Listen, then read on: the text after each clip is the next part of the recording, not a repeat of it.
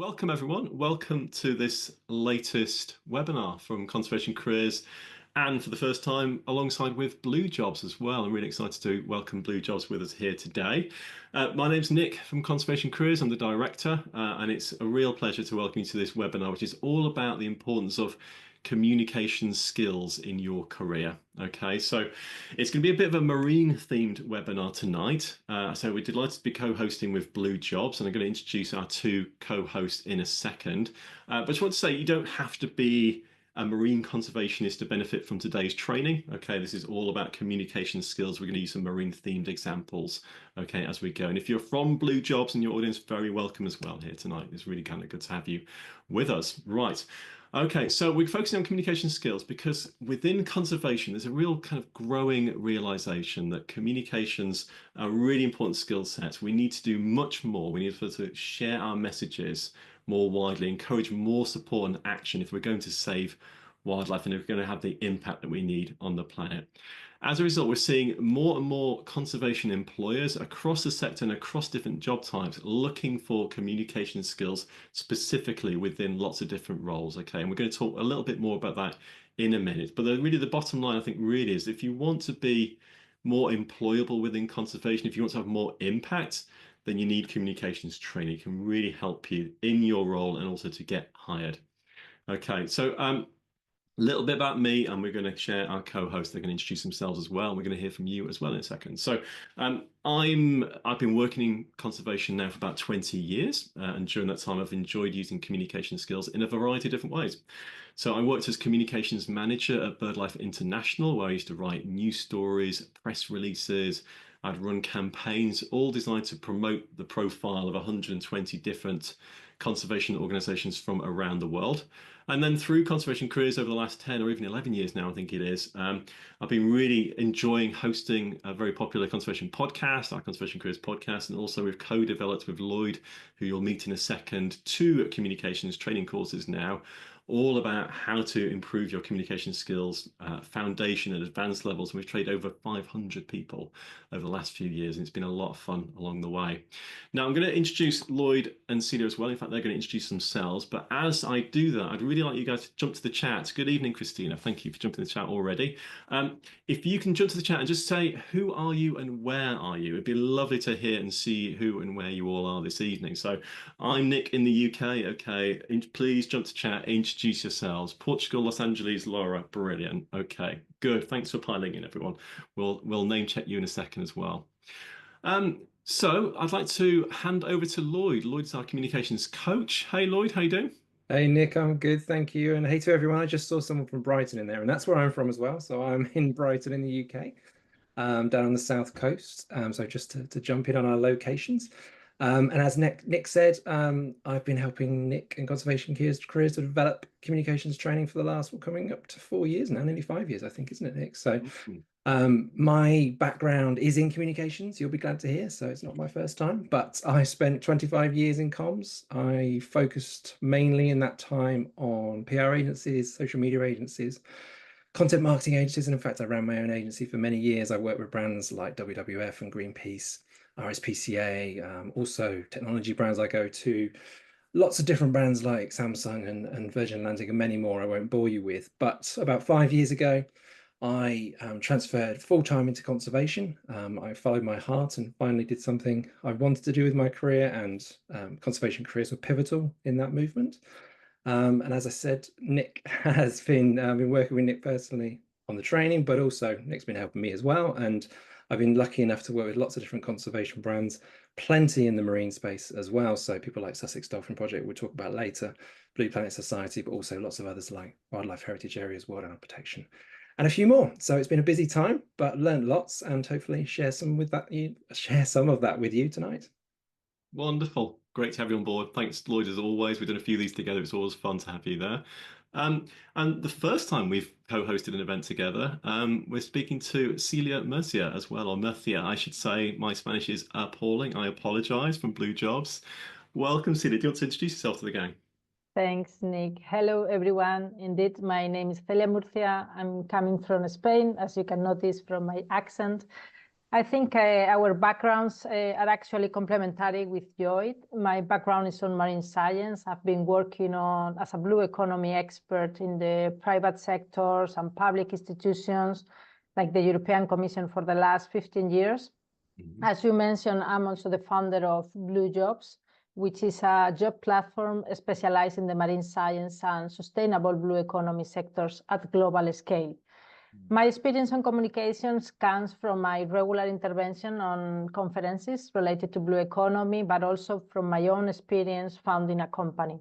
Now I'm managing a global community of more than 20,000 marine experts, so I'm very happy to be here in this webinar supporting professionals to improve their communication skills. Thank you. Yeah, it's great to have you too. Thank you so much for joining us. Yeah, and thank you everyone also for joining us too. I've been reading some of the comments as we've been hearing from Lloyd and Celia as well. We've got Megan in South Africa, Joseph in Cameroon, Lorna in Brighton, just down the road from you. Maybe they can do some babysitting for you, Lloyd. We've got Ellie in Oxford, Chris in Spain, Celia, someone close to you. We've got yeah, Davis in Zambia. I want to pick out some interesting places. So we've got New Zealand, Japan. Quite a few in the US. Welcome everyone on the other side of the pond. You're most welcome. Portugal, London, I can see San Francisco, and all over the place. Cape Town, Berlin, Germany. Welcome, welcome, welcome all of you. San Diego too. Wonderful. Okay, well, it's great to have you all here. I can't name protect you all, but it's great to have you all on board. What we're going to cover this evening, let me give you a little bit of an overview of what we're going to do. We're going to keep it as close to within the hour as we possibly can, okay? We've done a little rehearsal. We think we're going to be perfectly on time for you guys. So we're going to cover a few things. One, we're going to talk about why communication skills are so important for aspiring and professional conservationists, and increasingly important too.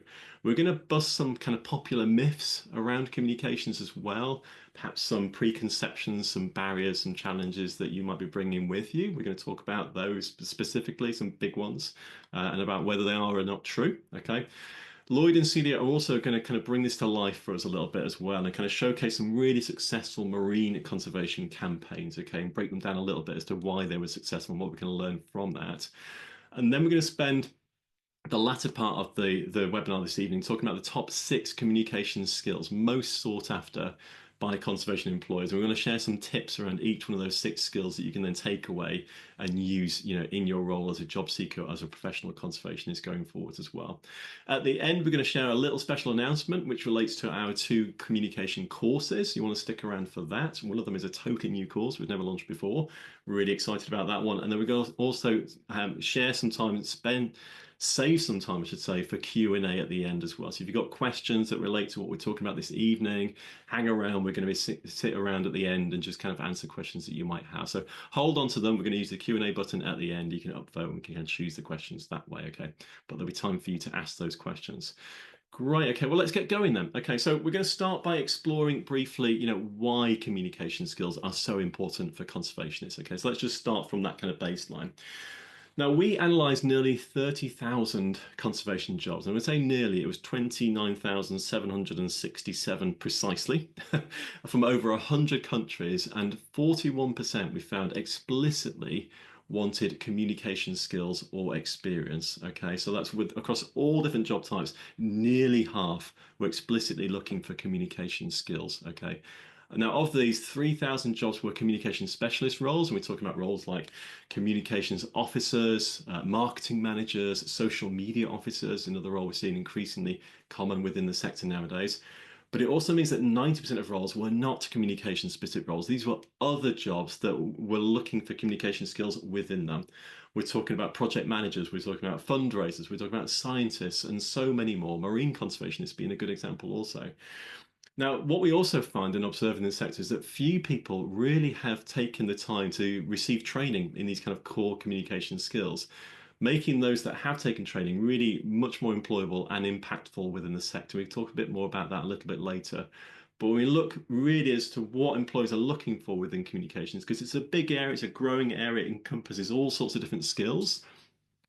We're talking about things like planning communication activities. We're talking about writing effectively, copywriting. We're talking about getting press and media attention, engaging audiences on social media. We're talking about developing and delivering campaigns, writing blogs, producing podcasts, and so much more. So really kind of creative, expansive space to be working in communications to actually achieve some impact. Lloyd, I was going to hand over to you for a little bit. Like, why do you think conservation organisations are looking for people with communication skills? Why are we seeing this so common within the sector? Why is it a growing thing? What can conservationists achieve, with more communications training? Well, I'm going to start with the words of a man that I think we all respect and who's much smarter than me, Sir David Attenborough. And he actually said in 2020, saving the planet is now a communications challenge. Obviously, I'm delighted to hear that because it hits two of my favorite things, which is communications and obviously conservation and helping our planet. But I think what Sir David was trying to say was that the vast majority of us understand the issues our planet faces, that our species face, that our habitats face. We understand probably mostly what we need to do. It's now about converting that understanding from awareness into action. So I think that's what communication can really help with. So of course the science is vital. Of course the research is vital as well, and that will still be needed. But we need to communicate much better in terms of what we have to do. And that's not just me as a communicator, as a PR, as a social media person. That's, as you said, Nick, as the scientists out there, and many of the people that have been through the course are scientists or researchers or fundraisers, and they found those skills really useful. So I think across the board, we need to do a better job in conservation at communicating exactly what we need the public to do to take the next step and help our planet. Yeah, absolutely. Yeah. I think there's a realization that, as conservationists, we largely know what the problems are and what the solutions are, don't we? But really, we're not as good at attracting the support that the sector needs. We're good at preaching to the converted, but it's about reaching a wider and new audience, bringing more support in, raising awareness, having more action. So, and that's what communications is here to deliver. So, yeah, brilliantly put. Thank you. Yeah. Well, let's talk about myths. Okay, so we've trained over 500 people over the last few years. And we sort of see the same assumptions, preconceptions again and again, challenges and barriers. And we thought it's worth just sort of starting with some of these in case you're holding them too. We can kind of talk around them a little bit and see if we can do some myth busting as well. And hopefully you might recognize some of these. So we've got the three most popular ones. The first one up, Lloyd, is that press coverage can only be achieved if you know journalists. That's got to be true, right? No, absolutely not. And this is one of my pet hates. If only it was easy as knowing journalists, then I would get much more coverage than I do. But no, it's not about knowing the journalists. So is it fair to say that because I know, and I do know quite a few journalists, that they will perhaps take my pitch, they will listen to the story that I'm putting to them? Yeah, absolutely. Is it true to say that they will read my email, which is not always the case for everyone? Yes, absolutely. Is it true to say that they will write the story I tell them to write? Absolutely 100% not. And in fact, I probably have to work harder than people they don't know. So what really does achieve press coverage isn't about knowing the journalists, it's about knowing what the journalists need. So there's a definite process. There's the correct stats they need, there's the news hook they need, it's delivered in the way they want it, based on the angles that they're interested in. So that's how you develop media coverage. It's nothing to do with knowing the journalists, unfortunately, or fortunately, if you don't know any, that really helps. Yeah, yeah, and it probably does help actually. You don't need to know journalists to get that story out there and to get attention. Yeah, that's really Absolutely. good to recognise. Yeah, and good to kind of go through. The second myth we're going to bust out the three or talk about is that, and this really feels true to me. I mean, social media is all about likes and follows, right? It's all about getting engagement from people. The more engagement, the merrier. That's what we care about. No, I'm afraid not. That's a big not as well. So I always say, in terms of social media, it's all about engagement. It's not about likes and follows. So I've always said I'd rather have 5,000 engaged followers than 50,000 followers who don't engage in any way. And you can often see that if you go onto some big brands, go onto their profiles, you'll see maybe they've got 1 million followers or 3 million followers. But if you look on the actual post, there's zero engagement. There's no one doing anything. Ultimately, what's the point? If they're not engaging, if they're not taking action, they're not a community. They're not able to help you as a campaign or as a brand. So no, social media is definitely not about likes and follows. Okay, great. It's all about engagement. Great. And we talk a bit more about that, and Celia's going to talk about that too a bit later as well. Yeah, and the final myth, the thing that we hear a lot and people will probably recognize, is that any publicity is good publicity, right? It doesn't matter what's being said, so long as people are talking about you, it's a good thing. Yeah, again, I mean, actually, I would possibly agree with that in my past life. So when I've dealt with financial institutions or other organizations, they would probably argue that is true, and maybe they've got a point. In conservation, I definitely don't think that's true. So actually, I'm going to come on to a case study in a bit and where that's certainly not true. But if we are dealing with conservation, we're dealing with lots of different opinions. We're dealing with people who are passionate about issues. Reputation really counts. So to have any publicity isn't the right approach. It's certainly about trying to build your reputation based on doing the right thing, and that's certainly my advice that I would help for conservationists to take forward. Okay, great. Okay.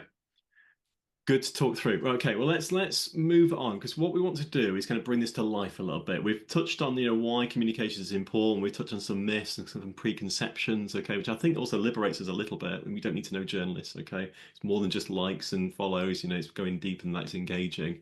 But let's bring to life and see some communications campaigns in real life, okay, and some good examples from the marine sector as well. We're going to cover two examples now. We're going to cover the ocean cleanup, which might be something you've heard of, and there's going to be and also something called the Great Escape as well, which we'll find out more about in a second. So let's start, Celia, with the ocean cleanup. Do you want to give us just like a little brief summary as to what that is, and then we'll watch a video and break down as to why it was important why it was successful as a campaign? Yeah, as Nick said, we would like to share with all of you this successful communication campaign from the Ocean Cleanup, which is a non-profit organization from the Netherlands. So since 2013, the mission of Ocean Cleanup is preventing garbage from entering the oceans. Particularly, they want to clean up the 90% of floating ocean plastic pollution by 2040. But how they are going to do this? So I think, Nick, now it's time to play the video to learn a bit more about this initiative. Okay, yeah, I love the ambition of this. The scale of ambition is incredible. But let's watch the video because it's so inspiring, yeah. So at the Ocean Cleanup, our mission is to rid the world's oceans of plastic. The real complicated part of this puzzle is that everything is interlinked. What we need to do is two things. One, we need to clean up the legacy pollution. Two, we need to close the tap. Everyone's ready? If we have the motivation and we have the skills, we will get there. The first few years, we really focused on trying to understand the problem and map it, which then became the basis on which we developed our solutions. Our philosophy is to learn as we go and iterate our way towards success. Good luck! We've just passed the Golden Gate Bridge, the iconic moment. Every hour is a small victory, and every plastic piece that we all catch is a small victory. So we have a major structural failure. This is normal. Welcome to the world of cutting-edge technology. The plastic is within arm's reach, literally. We can be that far away from getting a system working. Whoa! Here's all tiny particles also. What is the next logical step? Boyan always thinks about improving. With this machine, I truly believe that we're on the right track. Dirty river comes in, a clean river comes out. That's a teddy bear. This is the day, this is the moment, finally. The time has come now to deliver on our promises. It's so beautiful to see this. Whoa! The most exciting thing in the world, to me. We have shown that we are capable to repeatedly harvest large amounts of plastic. Let this mark the beginning of the end for the Great Pacific Garbage Patch. Imagine if we do get this done, we could truly make our oceans clean again. That's a future to look forward to. Of course, that is so inspiring, isn't it? Yeah, as a piece of communications content, it tells a lot about what they're doing, the scale, the impact, it gets you involved. But yeah, Celia, how would you break it down as a good piece of communications? Yeah, I think it's a very powerful video. So as you can see, in their communication campaigns, they aim at increasing the awareness of the problem of the marine pollution. They also try to find budget for the research and to develop their technology, but they want to also to create this community of young people, professionals that are concerned about the health of our oceans. So with these campaigns, they managed to fundraise more than 50 million euros from the beginning of the project, remove more than 10 million kilograms of plastic from the oceans, and even get recommendations from Elon Musk, Coldplay, and the European Commissioner for their website. So there are some key communication aspects that the ocean cleanup have done very well. So first of all, it is led by young activists. The founder, Bojan Slat, established the company when he was only 18 years old. So this obviously helps to attract the younger generations of followers and members of the community. Also, they follow the approach I think they mentioned in the video, no promises, but actions. So many people, especially these younger generations, demand actions right now. So the ocean cleanup is a good example of showing how their technology is removing plastics every day from the rivers and oceans. And also what is more important is that they have a great website. They have invested a lot in social media challenge that helps to create this community through donations, individual fundraising campaigns, company products. So basically people buy these products and they feel like they are part of this initiative. So in summary, I think this is a good example of a communication campaign with a clear environmental purpose. Yeah, I love it. Yeah, it really comes to life. And there's so many different aspects to that. Yeah. And something that links to the next example, actually, which Lloyd, you're going to talk about, is music, isn't it? Because Coldplay were quite involved in the big ocean cleanup, and you also had some music involved in your campaign, which we're going to talk about now, actually. Yeah. Yeah, absolutely. So, I mean, just a couple of explanations here for those of you who aren't Ellie and Maddie, who I've seen are from Brighton. So they may well be aware of The Great Escape, but most of you probably won't be aware of The Great Escape. So Great Escape is a huge cultural festival that takes place in Brighton. And it's seen as possibly one of the cultural hearts of Sussex. And it's a really important event. It takes place over a few days here in Brighton, and it's a big thing. And I am the director of an organisation called Sussex Dolphin Project, and we research cetaceans here in the Eastern English Channel, and dolphins are kind of our main focus of that. So in September, The Great Escape announced their lead country partner as the Faroe Islands, and you may automatically say, what's the issue with that? Well, the issue with the Faroe Islands from a dolphin point of view is the Grind. Now, the Grind, if you're not aware, is a historic drive hunt where the Faroe Islanders drive dolphins or cetaceans to land using powerboats and then hack them and spear them and kill them and then supposedly eat them. But unfortunately, most of them end up back in the ocean, deposited. And we felt, as the representation of cetaceans in Sussex, that this could not be allowed to go ahead. The Faroe Islands government sponsoring a festival of this nature, we felt was art washing. So we decided to take action. And we did that. We were shown this poster that you can see there, the very bright poster on the right of the slide. And to be honest, it got us very angry. And we decided to take action by, first of all, writing a letter. That's a 2-page letter. You can see part of it there. But it's not purely about writing a letter. What else we did was we sent that to The Great Escape. We also sent that letter to our journalist contacts. We put it out on our social media, which has got fair engagement in Sussex. And we quickly drove awareness of this issue, and we got a lot of support. We didn't get much in the way of negativity on this, so we felt that we were right to be reflecting that this wasn't the right thing for Sussex. And I can tell you that on the Friday we sent the letter, we quickly had responses from journalists who wanted to run the story. They contacted The Great Escape, which we knew they would do, and put the pressure on them. We could see from our social media, we were getting organisations like Sea Shepherd and Captain Paul Watson Foundation supporting us.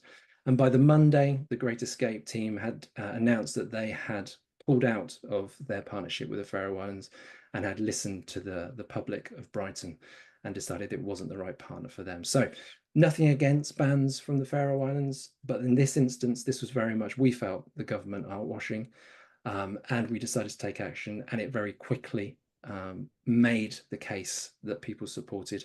And you can see there was also media coverage on BBC News and ITV and other things, but that wasn't the main focus. I had lots of plans to roll this campaign out and put more pressure on, but it worked very quickly. And it just shows from one scale, the ocean cleanup, which is huge backing, international campaign, right down to a small local campaign, but communications and doing it right can allow you to get the right result as well. Yeah, it absolutely does, doesn't it? Yeah, yeah. It shows what a small number of individuals, including mainly yourself, Lloyd, can really achieve over a weekend, with communication skills and training and what a difference it makes. So, yeah, fantastic. Great examples, both of them. Yeah. Um, let's move on then. So we're going to talk about the 6 communication skills I mentioned at the beginning. We did this survey. We looked at, nearly 30,000 jobs where communication skills were repeatedly mentioned across those different job types and those different job listings. And we kind of broken it down to kind of the 6 most common communication skills we've seen across all those different jobs. And what we're going to do is we kind of tag team between the 3 of us. We're going to go through those 6 kind of most common skills that employers look for in the sector. We're going to share some tips as to, what is it and how can you develop those skills yourself, okay, to further yourselves in your careers, whether it's aspirational or professional conservationist. And as we go through each of the top skills, I want you to kind of make a note yourself, how confident do you feel in delivering each one? Okay, so do you feel like just low, medium, high? Have you got this in the bag? Are you feeling really confident? Yeah, that's fine. Medium, oh, it's okay. Or low, I really don't know what I'm doing here. I don't have any experience of this. I'm not really sure how to develop or what to do. Okay, so just kind of just for your own sake, just kind of gauge that. We will do a poll afterwards where you can share anonymously what you found. But just kind of reflect on it as we kind of go through these top 6. Okay, so let's start, as we should always do, with number 1, okay, which is communications planning. Employers across the sector want people who can do communications planning. You listening in, are you high, medium, low confidence? And Lloyd, what do we mean by communications planning? What is it? And can you share some tips for us, please?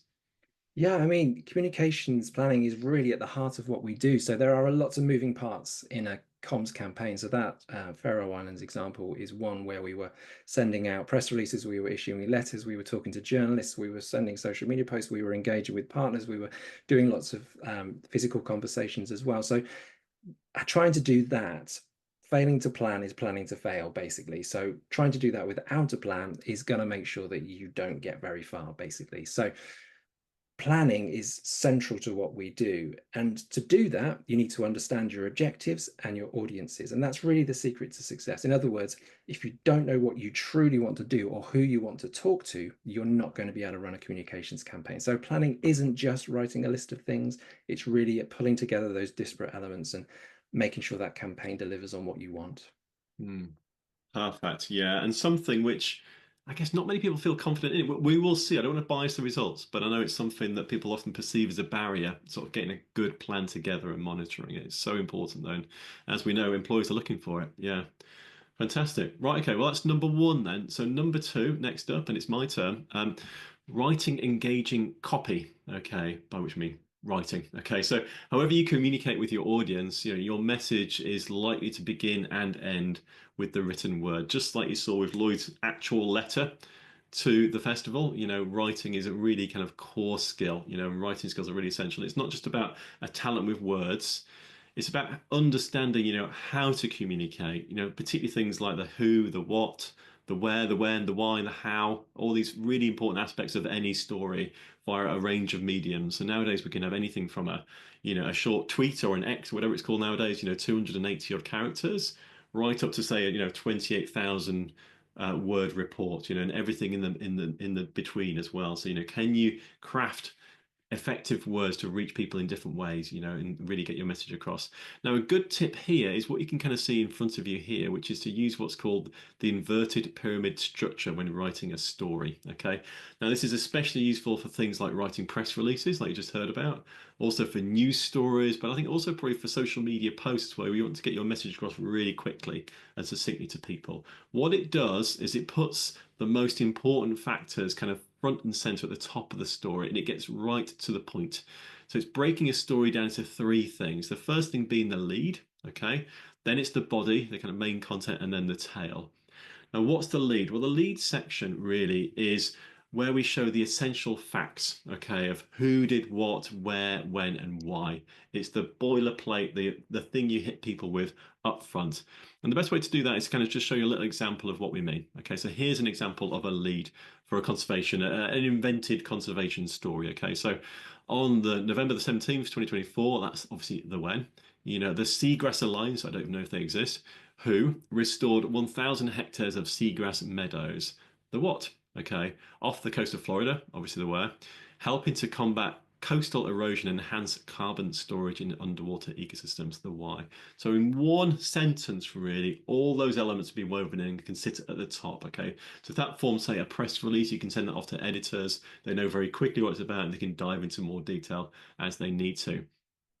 Also, I guess from an editorial standpoint, if you're sending out like a press release or a news story, you know, if an editor really is short on space, they can actually cut off anything lower down, and knowing that the important information is still going to be kept in because that's at the top, and that's how everything's been structured for them. Okay. So that's the top, that's the lead. Now, the body section is where you elaborate on what else you know about the story. So you can use things like quotes. Lloyd often said such and such, okay? We can also provide more details on important aspects of that news story as well, elaborating on the seagrass and how many people were involved and what happened and what were some of the outcomes of it.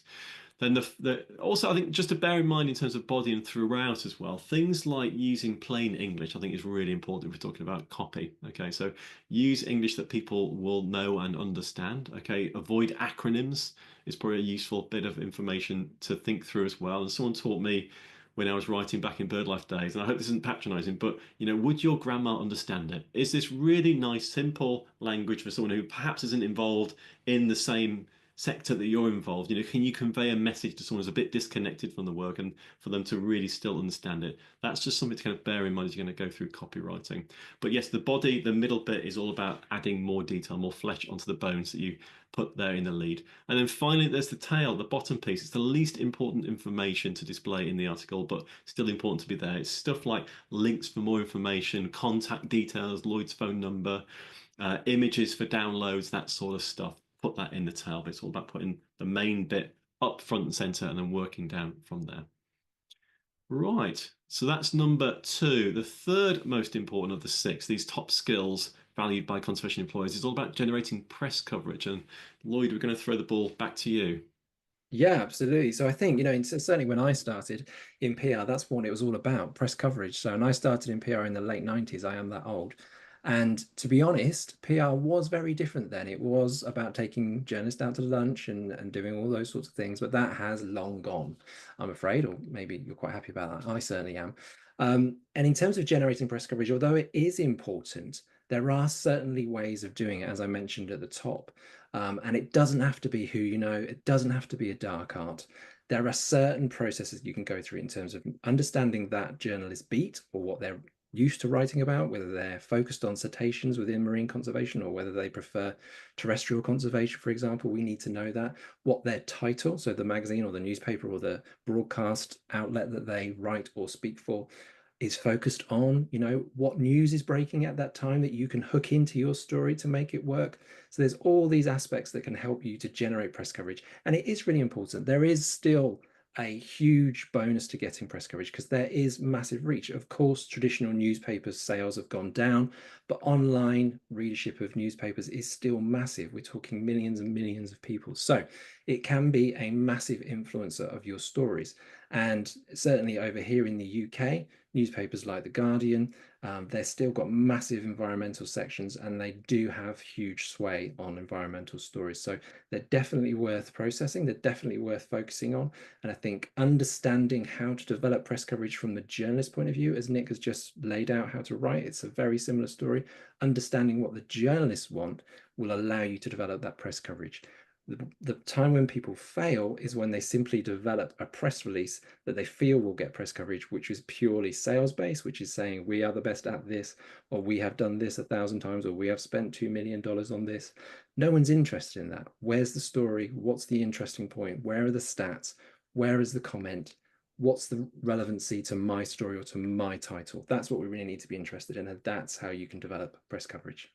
Yeah, and just on that, a little trap I think people fall into that I know you've spoken about in the past is about not writing the story for them. Like when you give a story to a journalist, you're not trying to give them something that's totally pre-baked that they're going to run with. It's about giving them all the ingredients and they can make their own cake. Yeah, exactly that. It's about trying to pull together the parts. So we're definitely not trying to write. They are professional writers. You may be good at writing, but I promise you're not as good as them. Don't try and do their job for them. What you're trying to do is the ingredients, as Nick said. So give them the elements, give them the quotes, the stats, the information they need. Offer opportunities for them to speak to the relevant spokespeople, they will no doubt come back with questions and take a different angle that you hadn't considered or that you didn't think was the priority, but they certainly do. And then you develop the story with them in partnership. It's certainly not about writing the story for them. Yeah, perfect. Thank you. Right, next up then, number 4, drum roll. Yeah, employers want people who can use social media skills. Really important, increasingly important. Yeah. Celia, what do you know about kind of social media skills? Have you got any hints and tips to share with people as well? Sure. Well, first, I think we need to understand that social media is not only for young people. Actually, Facebook is 17 years old already, so maybe a few of us are feeling now a bit old. So social media profiles are crucial for conservation projects because they offer a very powerful tool to raise awareness.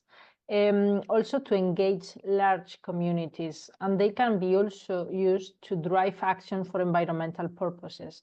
So as you know, social media allows to reach millions of people globally and also in real time. So you can engage audience through a really nice and visual storytelling that allows also to promote collaboration opportunities.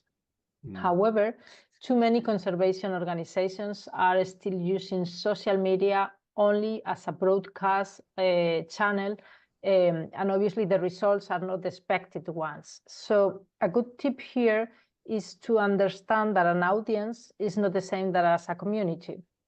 So to build a community, I think you have mentioned before, you need to understand their needs, concerns, and obviously their interest. Offer more than the opinion facts, offer more useful material that they can use or guidelines. And basically, I think key is also listening and reacting on social media are the secrets for getting an engaged community. Perfect, perfect, yes. And Lloyd, as I'm handing over to you for the next one as well, I was wondering, we talk about this thing called a rule of thirds. Could you just, like, in a nutshell, describe what that is, please? Because I know that sort of relates to what we're talking about here, doesn't it? Yeah, no, it does, absolutely. So in terms of the rule of thirds, what I try to encourage people to look for is when brands or organizations or anyone is sharing information through social media, they're not just talking about themselves. As Celia said, it shouldn't just be about you as the brand or what you're doing. So you should, of course, spend a third of that time talking about yourself or what you're campaigning. It's, you know, that's fair enough. But also you should be sharing others' information. So feel free to take on information that's relevant from outside of your organization, but perhaps is still relevant to the issue. So in my world, when I'm dealing with cetaceans, I might perhaps build some research in from another organization who we are working with or maybe not working with just because it's of interest. And also the other third of that time should be spent actually engaging. So listening, understanding what your audience wants, talking back to them. So that is what social media is developed for. It's a two-way conversation. It's not a broadcast medium, as Celia says. So if you're not spending any time actually listening to what your audience want and actually giving them some responses, what's the point? So again, social media isn't that broadcast medium, but it should definitely be listening. It should be talking, and it should also be sharing other information as well as just about you. It's not all about you, I think, is the key. Thank you. Yeah, I put you on the spot there too, but thank you for that. That's okay. I had to remember it. Yes. The fifth one, the penultimate one, yeah, back to you actually, Lloyd. Yeah, it's about creating content. This is what employers are looking for. They want people who can create content for communications campaigns. We've seen some great content. That video from the Big Ocean Cleanup was amazing content. They want people who can create content in different mediums, don't they, Lloyd? Yeah, absolutely. So I think, you know, in terms of social media, once you've got that engagement, once you've got a community building, you really need to keep them interested. And the best way to do that is through content. That maybe that's written content, and Nick's already covered some great points about how you write great content. Through video, obviously, platforms like Instagram is hugely built on video, in terms of TikTok as well, and Facebook and lots of others. But that if you're not publishing video, then you're not really engaging at all. So making sure you're developing the right content for your community is crucial. And believe it or not, it's not always video content, but generally pretty much is now.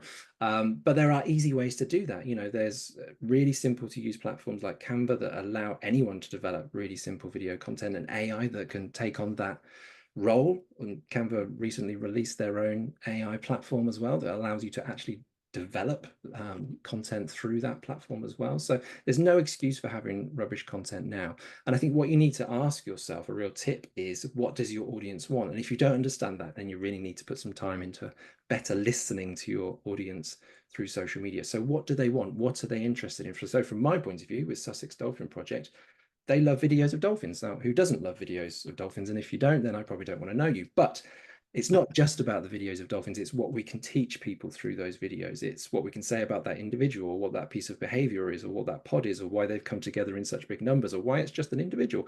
All that information we can communicate through the content that we develop, and then push it out there. And then that makes it really shareable. And in turn, that grows our community. So that's really the power of content, is that information, but also the opportunity to share. Yeah, brilliant. And so much of what we're hearing comes back to knowing your audience, understanding what you're trying to achieve, what your audience wants, likes, and sort of meeting them, you know, with the right messages, with the right content, whatever that might be. Yeah, wonderful. Okay, coming towards the end now. So the last of our top skills is all about measuring success. You know, and it's something that I think few of us do well, to be honest, particularly within communications. It can be a bit of a sort of tricky sticking point for people. And measuring your success is important because it allows you to kind of tweak and evolve over time, to sort of learn and improve. If you're not measuring, if you're not monitoring, we don't know if things are working or not, and we can't adapt and learn. It's really helpful to kind of measure success so you can kind of showcase the results to people within your organization and elsewhere, decision makers, donors, whoever that might be. Okay, so it's really important to think about measuring success.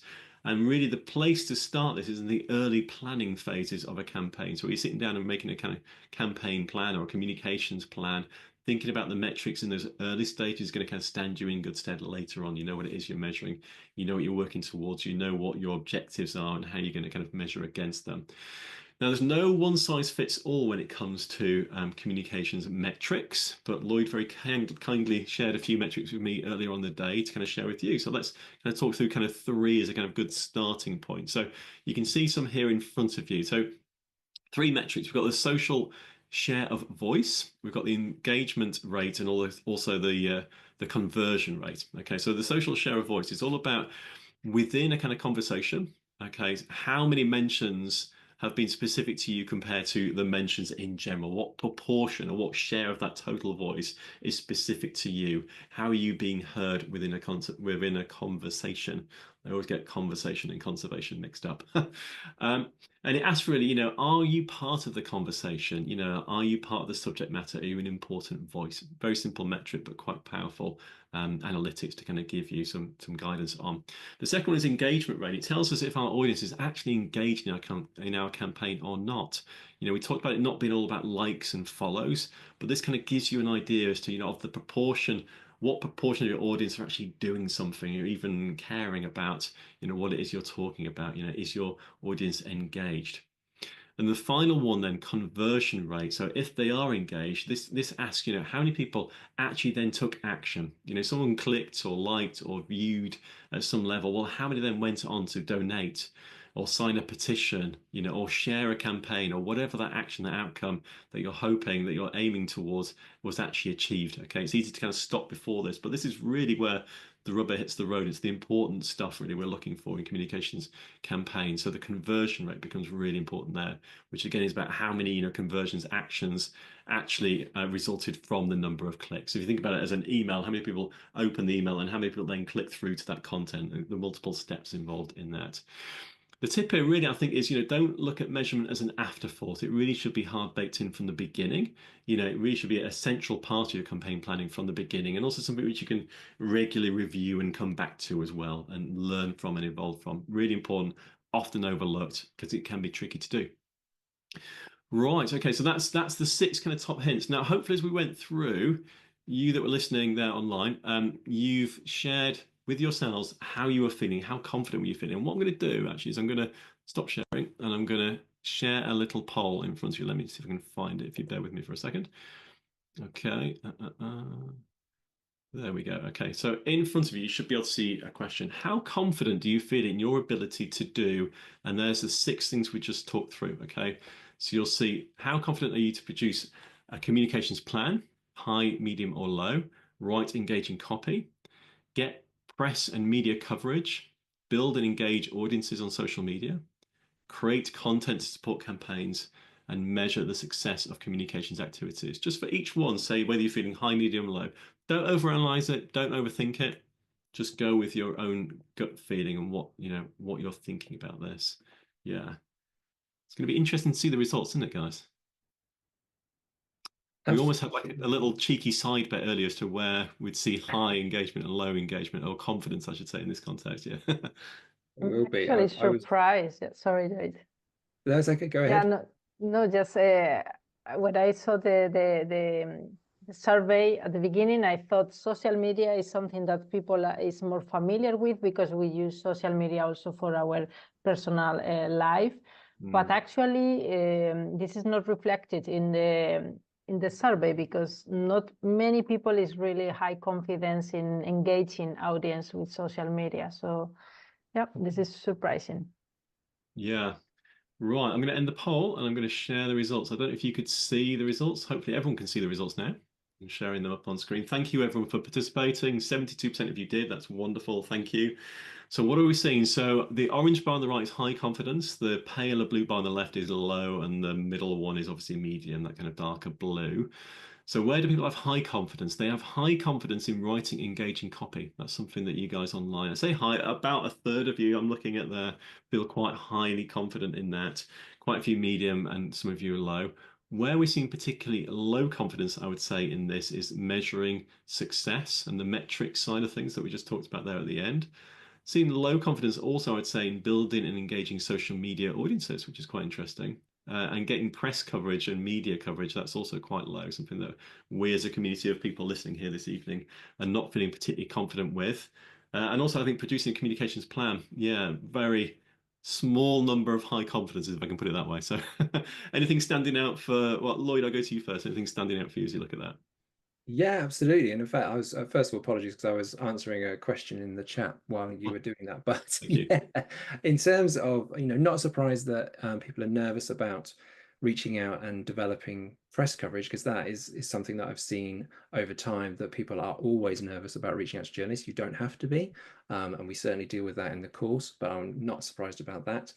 Again, I am surprised, sorry, but maybe not so confident in terms of social media, because generally people tend to be using that in their own personal life. It is a very different skill, don't get me wrong. Just because you do a post on Instagram doesn't mean you can do that on behalf of an organization. So yeah, there's definitely some differences there that maybe we didn't expect to see. Yeah. Anything standing out for you? Yeah, if I may, there's also a comment on the writing copy. I think this is also because we, and I include myself, we have a big support or help from the AI, this is also something really tricky, and it's a really common practices to use ChatGPT or any other IA, but this is something also that we need to consider. You were mentioning, Nick, before that, for example, we need to use a very plain English. So sometimes when ChatGPT is helping you to create or to revise a communication, it just use really weird languages, no? So this is something that is very tricky. I wouldn't say I use myself to support, especially for non-English native people, but it's something that we need to be careful, I think. I think you're right, yeah. I should probably mention that my communications example with the Seagrass Alliance and all that was an AI example that I made today. So yeah, sometimes it works, sometimes it doesn't. But yeah, it's an interesting new tool, isn't it, that we're all using or getting to grips with a little bit. Yeah. Okay, great. So let's have a quick recap then. So what have we learned today? So we've learned that communication skills are needed in nearly half of all conservation jobs, and you can sort of start to understand why, I think, really from this evening. Also that few people have really taken the time to learn them, and I think we just referenced that a little bit at the end there with the kind of confidence levels on different aspects of what employers are looking for. We've looked at why comms skills are important, seen some great campaigns, some examples as well, busted some myths, and then work through those kind of top 6 communication skills for you to be focusing on. Really, no matter what aspect of conservation you're really interested in, these skills are going to stand you in good stead, help you to have more impact and to be more employable. And we shared some tips for you to kind of go off and hopefully develop some of those skills yourself. Now, You can learn all this on your own. Okay, this is all here. We've laid it out for you, and it's very easy to go off and find some training online, I would think, as well. It's totally possible. But it's easy to get distracted, you know, and overwhelmed and a bit lost, right, when you're on your own, particularly when you don't have a guide and people to support and help and kind of get you through these things. You could be wasting time, you could be wasting money, you could be wasting effort, okay, not really moving forwards and developing the core skills that are needed as quickly as possible in the right way as well. So we are here to help. You know, you can do this on your own or you can do this with us. You know, with us means our course. We have 2 training courses. I'll talk about one specifically, okay, which is Communications for Conservation Projects, okay. It's a training that breaks it down into really simple stepwise steps, okay, to increase your chances of success. And we taught the 6 skills you just heard about, we teach in detail in the training course. Now we're opening up for enrollment from now for the next 9 days, so through until Thursday, November the 28th, which is next Thursday coming down the road. It closes at midnight, and we're currently opening up with 33% discount until then. Okay, so if you want to have a look at it, okay, we can kind of support you through that and get you in within the next 9 days. What I'm going to do is very quickly just show you what the training is all about in case you're interested. So let me just share my screen and walk you through. This is our sales page. I'm going to drop a link also into the chat in a minute. Okay, in fact, could I even do that now so you can have a little look? I think I can. There you go. I'm going to drop that into the chat too, so you can also have a look. We'll be sending you details via email. So this is Communications for Conservation Projects. The goal here is to help you to plan and deliver effective communications activities as an aspirational or as a professional conservationist, and it's foundation level training. You'll see here that the modules which are outlined here reflect very much what you've heard about this evening. So it's about learning about how to produce a communications plan, how to write engaging copy, how to get press and media coverage, how to build and engage audiences on social, okay, and how to create content to support the campaigns, and also how to measure your success. After completing the course, you'll be able to confidently plan and deliver effective communications activities during your career as a wildlife conservationist, okay? Now, in the training are many things included, but the things I'd like to highlight here are in front of you. So how does it work? It's self-paced, which I think is really important. So if you choose to enroll, you gain access to the training for a full year, okay? And you can go entirely at your own pace. The training is around sort of 12 to 15 hours in total, okay? And that's a mix of video-based content. You'll get to know Lloyd very well as he kind of teaches you the 6 core steps, the 6 core skills that you just heard about this evening, but go into much more detail. Okay, making it much more achievable, much more stepwise for you. And then alongside that will be tasks, okay, to practice those skills, which you can share and you get feedback directly from Lloyd on that. When you complete the course, you also get a certificate of completion, okay, which you can showcase on your CV to employers. You'll get access to support. So if you've got questions, comments, concerns, whatever it might be, myself, Lloyd, and also Christy, who's our head of programs here at Conservation Careers with a deep communications background, we're all here to help and support you through this. You're also part, I'll talk a little bit more about this in a second, our CC Pro private members community, where anyone going through a training or part of our membership is part of that, with regular events and networking and resources and much more. And it's risk-free as well. We've got a 14-day money-back guarantee as well. So there's me, Lloyd, and Christy. We will be there to support you through the training, personally for you there. You can see the 6 modules. I won't go into them in any detail. I feel you've probably got these now, but it's about how to produce communications plans. We talk about researching objectives, audience, and so forth. How to write engaging copy. We talk about writing for press, quote development, articles, features, developing written content, okay? We talk about how to get press and media coverage, really the #1 rule, how to pitch, how to identify the targets you're going to reach out to, how do you manage your story to completion and get that article published, how do you build and engage audiences, you know, with some of these myths and which social networks are right for you. Should you be on Instagram or LinkedIn, or where should you be, Twitter, X, Facebook, you know, and how do you develop a social media strategy? We then talk about creating the right content and measuring some of these metrics, go into more detail with that. If you're interested, we also have a bonus module as well, which we developed for people to really put a lot of this into practice that you learn through the course. So we talk about the importance of, you know, if you want, you can start your own blog, and how could that help and benefit you?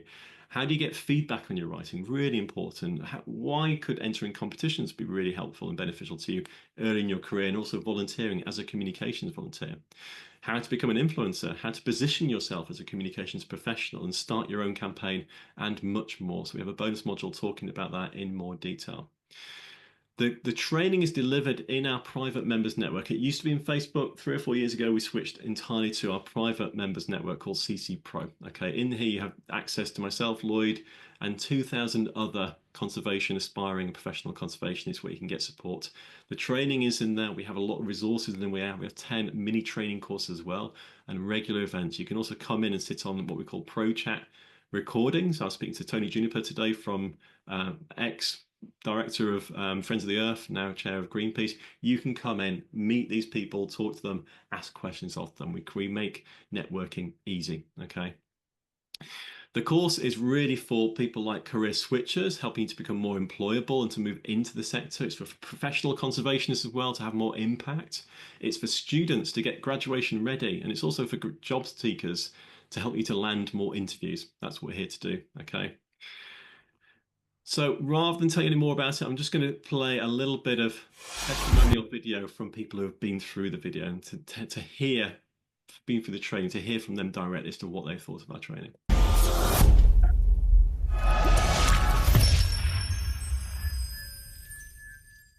Why did you choose to take the course? I don't have experience of working in conservation directly. My background is in writing and design, but I do volunteer with a conservation charity and I help out with their digital communications. So I was mostly interested to know, is there anything that I can be doing to improve in my volunteer role? And I was also curious to find out how I might be able to transfer some of my existing skills to help other conservation organisations in the future. I know that I've always been passionate about conservation, but it's such a big field and I sometimes find it difficult to focus on one. So I decided to take this year off to actually explore, and a part of exploration was doing different courses that were appealing to me. And therefore I decided that I would like to take a communications course in order to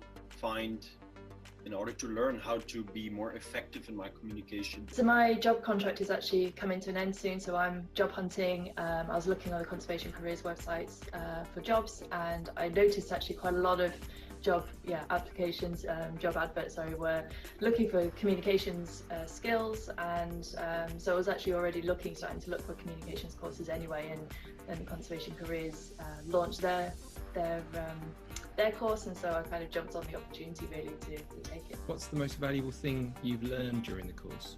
I think the most valuable thing is the fact that there's practical elements to it, because it's a great opportunity to consolidate everything that you learn within each module.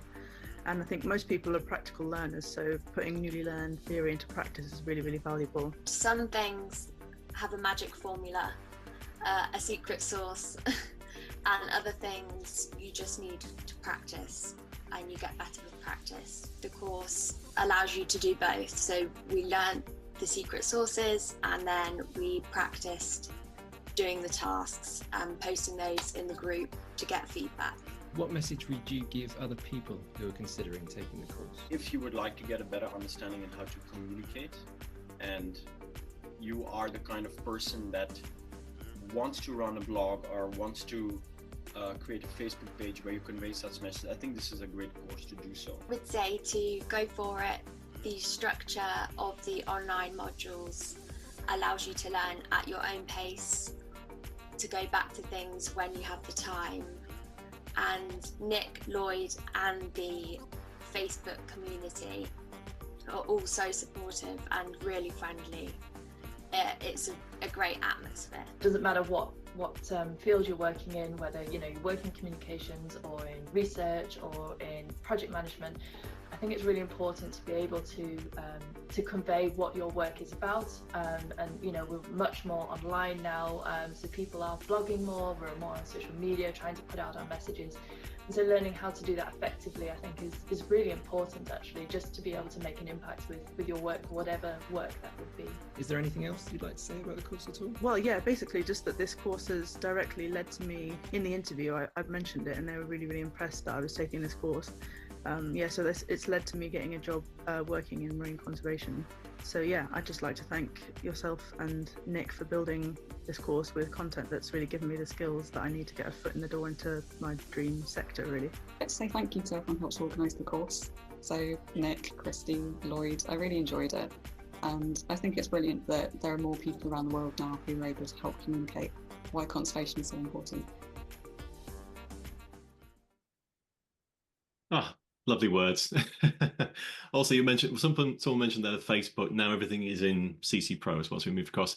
So if you're interested, we currently have, as you can see here on the bottom, 9 days to go. We've just opened the course. We have 33% off until next Thursday, 28th of November. The regular price is $495, pound $375, euros 450.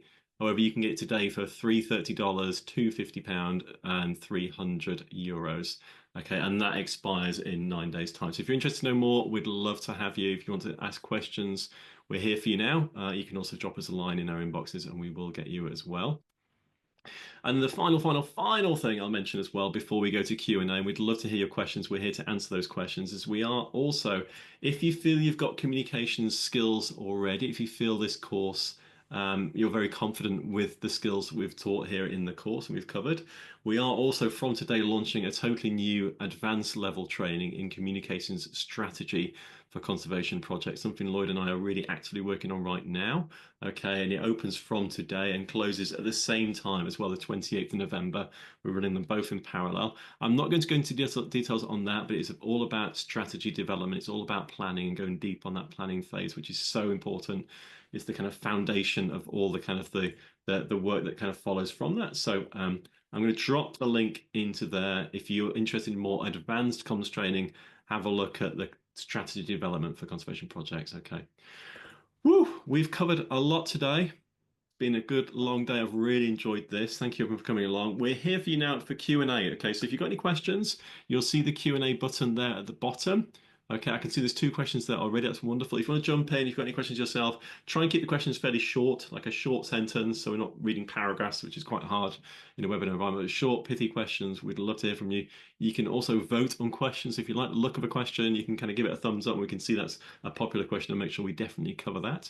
Okay, yeah, thank you. Thanks, Dana. I can see some lovely comments dropping in. Thank you. If you've enjoyed the webinar as well, do feel free to kind of share some comments in the chat as well. We'd love to see kind of lovely comments off the back of this as well. We'd love to hear from you. So, Lloyd and Celia, it's been good. Let's jump to Q&A. We'll spend 5-10 minutes or so answering any questions that might drop in. So I'm going to go to, apologies, your name is T. Minkiewicz, which I'm really enjoying at Seattle EU.edu. Are there any trainer or organizations that you would recommend to help gain or sharpen the skills discussed? Might know one. Yeah. Yeah, I mean, obviously that's been sat there just a little while before we've been talking, but yeah, absolutely. I mean, enormously biased, but yes, I mean, our Communications for Conservation Projects course is exactly designed to sharpen and help you to gain the skills discussed. So, do feel free to give it a go. We will be emailing you details as well off the back of this as a registrant for the webinar, so you'll hear more details. But have a go. We've trained 500 people. I'm really proud to say we trained 500 people in these core conservation skills, and many of them, as you just heard in the video, actually have gone off to really start successful careers, in communications or related as well. So it's really good to be sharing this with you guys again. Okay, so thank you for your question. Thank you. Lloyd or Celia? Yes, Celia? Yeah, I can take the one from Sabrina from Uruguay. She's asking, she's a science communicator specialized in the environment. So what is your advice for communicating environmental information for politicians and policy makers? So I think the important thing here is we have global issues. We have challenges like the climate change, overfishing, environmental ecosystems degradation. No? So basically, the key point is to know how to translate these scientific concepts to a language that everybody can understand, even policymakers, because sometimes policymakers don't have the background on marine or environmental science enough to understand these complex scientific concepts. No? So I would say using these communications tools to translate this message. I don't know if my colleagues will agree on this. Absolutely. Yeah, sorry. Yeah, I was going to say, so I've done a lot of work in the UK on this issue specifically. So I deal with a lot of marine mammal bycatch legislation in the UK. And one thing that we've dealt with a lot there is by using petitions to get into Parliament. So that's not the same in every country, I know that, but in the UK, the way that comms can really help is by developing a petition. I know there's lots of petitions out there, but if you do it in the right way, again, it can really have an impact. And in the UK, if you use the right platform and you get over 100,000 signatures, you get to put questions to Parliament. And that has been pivotal in all the campaigns that I've worked on to actually help change legislation. So just an example, as I said, I know that doesn't work in all countries, but certainly in the UK, it's a way that communication can make an impact on legislation and open up. And as a result of those, we have direct conversations with members of Parliament, we have direct conversations with government departments, so DEFRA over here in the UK, all based on that. If we didn't have that, we wouldn't get through the door. So I think, yeah, comms can be really important in that. Yeah, brilliant, brilliant. Yep, thank you. I'm going to move down the questions then. Thank you all for dropping questions in. Thanks for upvoting too. It helps us to see, you know, what you guys are really interested and passionate about at your end. Amanda Burton, you're saying, with the grave threats to the environment and animals, do you think that being blunt and authentic, truthful about this in the communications is maybe too depressing? Yeah, I find that a really interesting question. It sort of speaks to two things for me. One is that press tend to pick up more on the kind of the big negative stories. You know, it seems like bad news is news often. It's hard to get good news into press. Lloyd, you might totally disagree with that, but that seems to be really what kind of captures the press and the media's attention. But if we actually want action and outcomes and activity, if you like, positive things for conservation particularly, what seems to work much better is like awe and beauty linked with action and activity, you know, and things that people can actually do. Great example of that would be Blue Planet and Sir David, you know, going back to, you know, sharing the beauty of the marine environment, the natural world, highlighting issues like plastic pollution, again, looping back to what we've just seen, you know, with the kind of the big ocean cleanup, you know, and giving people something they can actually do, you know, stop using plastic bags, you know, use more recyclable and reusable bags and things like that. And so, you know, I heard this thing about, you know, we should kill the extinction message. I think when people hear too much doom and gloom, as you related to, Amanda, people sort of tend to shy away from it, bury your head in the sand. It's too much to deal with. It's too, you know, it's too depressing. What we need is more awe. You know, people connect with people they're not going to save what they don't care about, what they don't love. You know, so people need to connect to the natural world in that way. That's what the dolphin videos are, I guess, for you, Lloyd. You know, it's about the beauty. But then having connected that, what can people do? Give them something to do. And I think those are the two bits for a really successful campaign. I don't know if you guys want to share, disagree, I don't know. No, I mean, I do agree. But I think the key point is, for me, I think Nick knows me well enough to know that I don't shy away from being blunt, but it's very much a case of I have to back that up. So if I say that to a journalist, I'm blunt about some issue, usually around marine conservation, I have to have the data to back that up. If you've got the data, go for it. But if you don't, then it's not going to work. So I think, yes, I absolutely agree with Nick in terms of the work I do. I have to balance the awe and amazement with the bad messages. But also those bad messages have to come with some data back to them. So yes, well, I 100% agree. There are some massive issues and they are really bad, but I have to have the data to back that up before that goes anywhere in terms of media. Yeah, absolutely. Yeah, I think it has to come with data, but also with solutions, no? And solutions that people can engage and be part of that. So be part of the solution, I think, is also key for engaging this community that we were talking about. Yeah, absolutely. Yeah. I'm going to work down.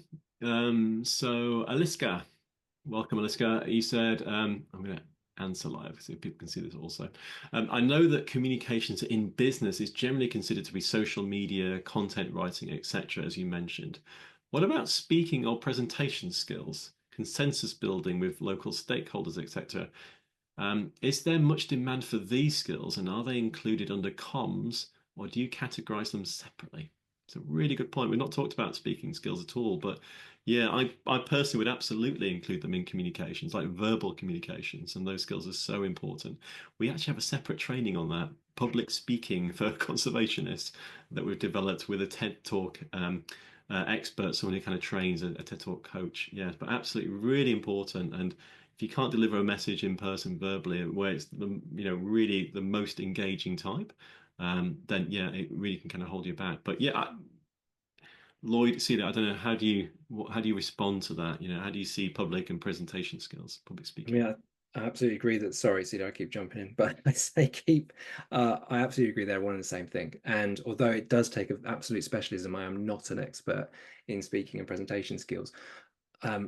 In my roles, I often have to engage with people in person. I mean, that sounds shocking, but I do. So I work a lot with the fishing community, and they don't generally communicate over digital media. So I go down to the dock and I talk to those fishers face to face.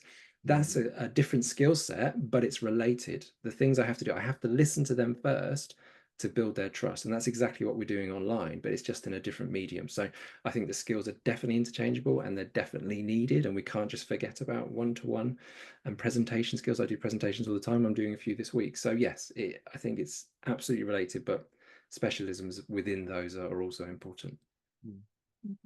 I think Eliska was also asking how demanded is this by the employers, and I think it's a lot. This is quite important, whether you are a scientist, whether you work in the private industry, or you are a policymaker. It is key to know how to communicate this message to the wider audience. So I think this is a very high demanded skill also.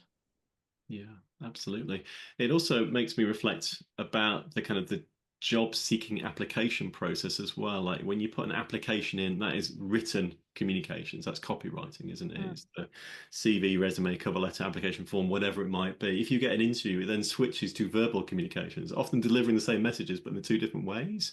You know, really important. So if you have good verbal communications, they can help you, you know, get jobs as well, quite obviously. You know, it's certainly something that can help you in your career to progress. So yeah, really good point. Thank you. Yeah, something we've not even discussed. I really appreciate that. Yeah. Time for a few more questions. Just clocking the time, and appreciate all the time that you've all shared with us already this evening. So we'll keep kind of going down and try and get a few. Shorter questions are better, so we can kind of cover them off more quickly. So Rayanne, what suggestions do you have for contacting the people who need to see the campaign pitches? Okay, I have no shortage of campaign ideas, but finding the right people in the organization can be a challenge. Lloyd, this is your bag, I think. Yeah, and that actually relates to whose question did I respond to halfway through that I probably shouldn't have done, but I got sidetracked. Dedrick answered a very similar question about how do you know who to write to and what to do, and should you research that in advance? So I guess in my experience, search engines are your friend. So when you're trying to find out about a certain subject matter, if someone has written on that subject matter and it's gone anywhere, it can be found.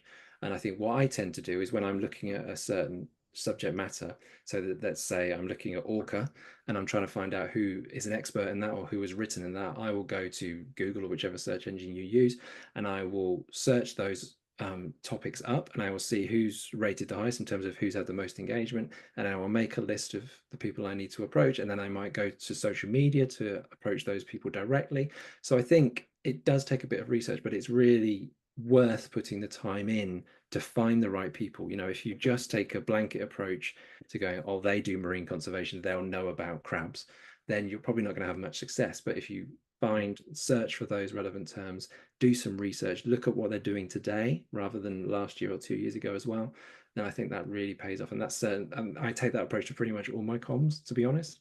So it's not really a secret sauce, it's just common sense. It's like, if you want to find the right person, then you need to know those people that have already written on that subject or discussed that. And that works with organizations, scientists, public sector workers, government, whoever, that, you know, everything they say and everything they publish is somewhere online and you can find it. Brilliant. Right, I'm going to pick off a few short questions, okay, quick fiery, and see what we can share around those. So first one, George Stone. Hi George, I got your email earlier on today, good to see you. How do you reach those that don't care or aren't interested in conservation? Short question, but big question, right? I'm going to dodge it by not being the first one to answer it too. I was staying quiet because I always speak, and that's my guilty pleasure. Sorry, Celia, do you want to take this one, or I'm happy to if you don't? Not really. I'm in a position that my community is actually all from the marine experts, no part, so they are all obviously familiar with the topic and also interested. So yeah, I leave it that question to you. No, absolutely. So, okay, so I will dive in and I will, for a change, use a dolphin example. So I think a lot of my work around marine conservation has been focused around cetaceans. I do love whales, dolphins, and porpoises. However, that's not the reason I use them. I use them because I know if I talk about marine conservation, or if I talk about the ocean, and I talk about fish, or I talk about lobster, or I talk about squid, people don't care. fundamentally they do not care. But if I talk about dolphins, something fires in their synapse and they get excited about it. Whether they care about marine conservation or conservation in total, they tend to care about dolphins because they're that kind of animal that just excites people. So I think it's about not everything relates to dolphins, even though I think it does. No, it's about finding that hook that engage people, whether that's using the water or whether that's going on walks or whatever that is. You can find a hook, I think, that we all relate to. Ultimately, we are all linked to the planet, so there is always going to be that hook. And I think it just takes a bit of research, just takes a bit of thinking out of the box. And as Nick said earlier, actually, it's showing that wonder as well. You know, David Attenborough has been massively successful by showing wonderful, engaging programs. They have hard-hitting stories, but they are all about the wonder of the planet. And that's, I think, a really good message for all of us. Yeah, really good point. And just talking about like listening to what you're saying about like finding the hook, I find that really interesting as well, actually. So in my own background, I worked as a fundraiser for a couple of years, which is communications. It's writing. I'm writing grant proposals to donors. Really, that's the job, you know, for particular projects. There was one project I was trying to raise money for, which was the Fiji petrel. It's a seabird that's found in Fiji on a remote island called Ngau. And it's only found on this one island, and it's very hard to raise funds for. A little bit of background, really brief. It's a seabird. It breeds in forests, in holes, in burrows, which is predated by invasive species like rats and cats and pigs that shouldn't be there. Okay, the forest is also a cloud forest, and it's managed by local community members. Now, from that, you can look at it from so many different ways. It's a critically endangered species too. Okay, so you can look at it from an invasive species viewpoint, like who are the invasive species donors we might be able to kind of to relate to? Who are the seabird donors? Who are the cloud forest climate change donors who might be interested in conserving the cloud forest that it lives within in order to conserve the species that's critically endangered? Who are the community-based conservation donors out there that would be interested in what the community are doing to help conserve the species, and so forth? It's like about looking at one thing from lots of different angles and trying to find the way to connect to someone. And I think you can get really creative with that. And I really sort of enjoy that sort of challenge. So yeah, it's a really good question, George. Thanks for that. I really appreciate that one. One or two more questions then I think we should wrap up. So I'm going to go down. Laura, is it a good idea to take the advanced communications course without having taken the introductory one first? Okay, yeah. Yeah, Lloyd, I keep leaning on you a little bit, but yeah, what are your thoughts on that? Because we have the two courses, don't we? We have the introductory foundation level, which you've heard about this evening, and we've got this new, you know, deeper advanced strategy one. Yeah. So my brief with the original course was to help anyone understand conservation communications. So anyone from any background, no knowledge whatsoever of communications, go in, do this course. You'll have a great background. You'll have a great platform and foundation in communication. Take that forward. If you want to go deeper into certain areas, I've been talking to Nick about this for a long time, but we're now developing set specialisms on key areas, strategy being the first. There will be more in the future. So if you want to take a deep dive into one specific area, take the new courses for you. If you want to take a general approach and an understanding of foundation approach, the original courses for you, I think. So that's probably the easiest way to answer. I'm trying to take a deep dive or a general, wider, arching approach. Yeah. Another way of looking at it is, did you feel confident with those 6 areas? Yeah. And if you did, then actually maybe look to towards more advanced training. If you've already got a comms background, then look towards the advanced training. But absolutely, if you want to go deep on a subject, strategy development is the first one. We're looking at social media management as a follow-up course as well, and there will be others too. So yeah. Great. Well, thanks. I'm glad you're interested too. Yeah, it'd be nice to see you kind of on the training. Last question. Okay, I think we just for the sake of time, I do enjoy this, but I want to kind of keep to our times as best we can. So, Rayanne, do the three of you, so one for all three, which is lovely, have experience blending physical art and film media for successful conservation campaigns? Physical art and film media. Let me have a little think. Well, you guys probably have a think too. Film media, yes, we've seen examples of that. I'm trying to think of physical art examples for conservation campaigns. Yeah, I mean, again, I can jump in. Sorry, for a change. Go on. I think, and again, it's very global, local to the two Brighton people, Ellie and Maddie, I think, who are still there. They probably may know this. But what we've tried to encourage is some physical art installations around Sussex to engage people. So if you're not familiar with the south coast of England, it's not the place you'd expect dolphins to be. So one of our issues is raising awareness of that. So what we've done is put art installations of huge murals of dolphins in key coastal areas where people go, oh, that looks amazing. What's that? And then there's a little sign that says, learn more about dolphins, look at the sea type thing. So yeah, I think from that point of view, it can have a huge impact. I mean, definitely film, as you said, Nick, it's been really powerful for us, obviously, in terms of showing footage, but also we're developing a documentary right now in terms of issues that we've got with bycatch. So yeah, and what was the third? What was it? Physical art, film, media. Yeah. So yeah, I think definitely, I think there's an opportunity there, and again, it's engaging people in a different way. People that might be interested in art, but not so much in conservation. It can pull them in. Why is there a huge mural of a dolphin there when there's no? Oh, there is dolphins here. Okay, right, that makes sense. So yeah, it's a different way of reaching people, I think. Absolutely. Just thinking on one Spanish company, this called Gravity Wave. So basically what they do is collecting the plastic and the nets from the fishing, and they do some art collection, and they just put it on the different streets, different cities. So this is a way also to increase awareness on the issue of plastic from fishing.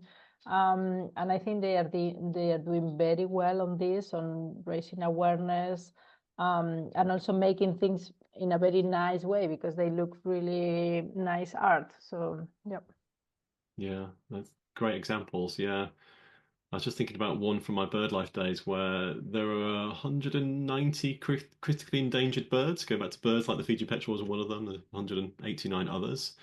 And there was a British artist in the UK who positioned 190 bells across the landscape and would ring one bell within earshot of the next one, maybe a mile or two away. We're talking like big bells like church bells, and ring that one, and this kind of the sound of the bells ringing would pass across the landscape, each one representing a bird species on the edge of extinction. And it's almost like For Whom the Bell Tolls as well a little bit. It's quite poignant hearing these bells as they kind of were ringing across the landscape, and that was turned into a bit of a documentary as well, like a video-based media bit of art. So yeah, you can get really creative with this. Yeah, you really can. But yeah, thank you for your questions. Right, yeah, thank you, Sue, as well. Thank you, Diana, as well. Give you both name checks. It's lovely to see you. Thanks for sharing them in there as well. Lovely people from our community. We had a good pro chat earlier on today with Tony Juniper too, which was all loads of fun. Right, well, that is it for today. Thank you so much for sharing your time with us. 61 of you are still there. That's really lovely. Thank you for sharing us right to the end here. It's been lovely kind of sharing some communication skills, some tips. Hopefully you're feeling inspired about communications, how it can help you in your careers. Okay, I hope you got some tips as well, some kind of structure, some framework to work around.